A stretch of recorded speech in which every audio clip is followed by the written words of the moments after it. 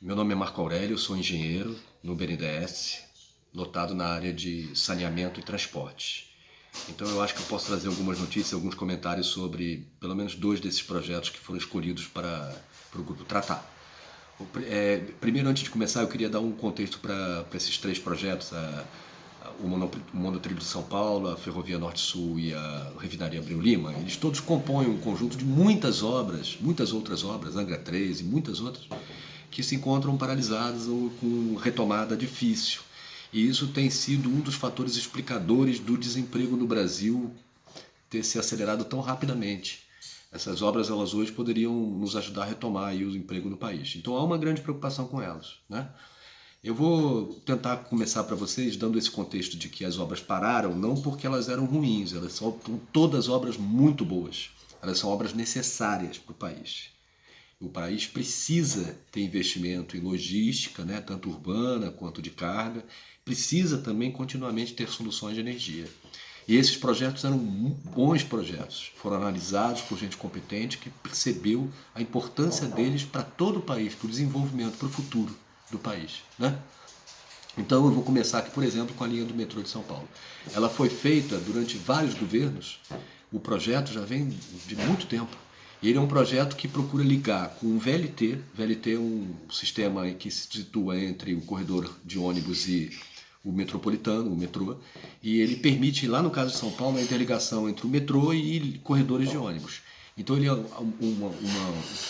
como eles chamam lá de fura-fila, muito importante para o trânsito de São Paulo, para a mobilidade urbana de São Paulo.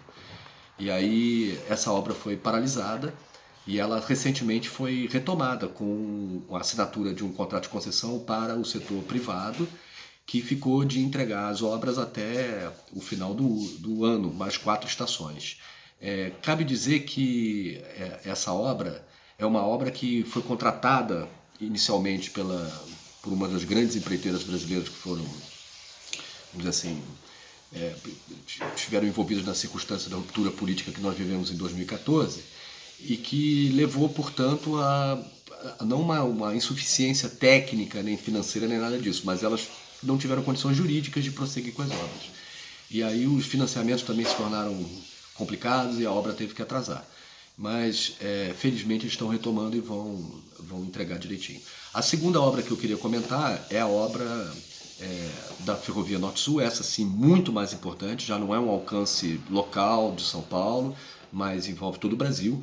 Ela responde a uma necessidade do agronegócio brasileiro, que produz principalmente grãos, soja e milho, né, e outros, e que precisa de escoamento para os portos, para que sejam exportados. Então, principalmente a soja. Então, há todo um conjunto de ferrovias e rodovias na região centro-sul do Brasil que já respondem por boa parte da produção que vinha sendo feita no Brasil até os anos 80.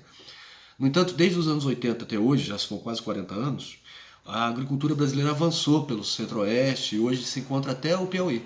De maneira que é necessário uma integração do escoamento pelas hidrovias do norte com essa malha ferroviária rodoviária no centro-sul.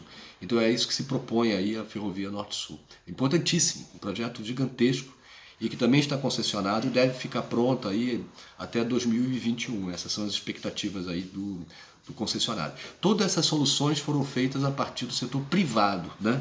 Então, capitais privados que substituem nessa ocasião tanto o governo do estado de São Paulo, no caso do monotrilho, quanto no caso do governo federal, seja na Abreu Lima, quanto no... A Petrobras completou a Abreu Lima, mas no caso da Ferrovia Norte-Sul, né?